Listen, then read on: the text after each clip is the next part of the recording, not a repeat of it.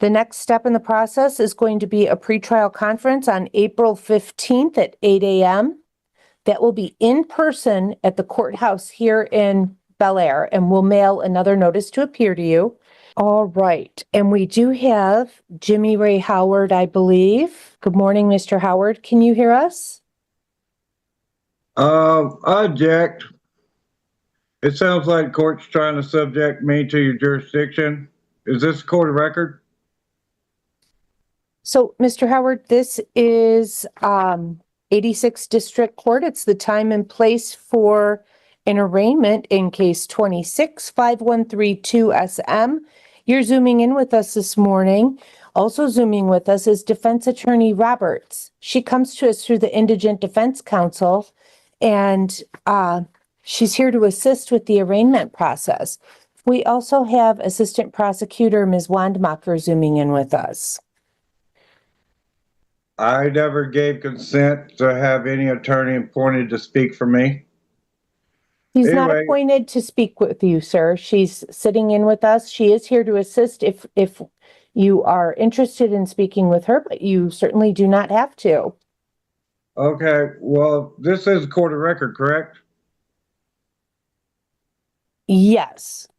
Okay, under UCC 1-103 and UCC 1-308, I reserve all my rights at all times, and I waive none ever. I'm here by special appearance only, not generally, under threat, duress, or coercion as authorized representative in this tax court. Okay, so sir, you're reading from the Uniform Commercial Code, which has nothing to do with criminal law. You also just mentioned tax code. So I don't know if you don't want my assistance, that's fine. But everything you just read has nothing to do with what you're here for this morning. I move to court to take judicial notice of 28 U.S.C. Okay, Mr. Howard, I need you to stop talking. This is the time and place for an arraignment on an alleged operating without security, operating without a license, operating an unregistered vehicle. And I don't want any games. I just want to move on with this. So let's see here. I also need you to report to the Antrim County Jail to get your fingerprints taken. So we're going to have to work that into the schedule. But as far as the allegations in this complaint, Mr. Howard, would you like to stand mute? I'd like to move for dismissal, nolle prosse. Okay. Lack of jurisdiction. That's not something that we would do here at the arraignment. So what I can do is ask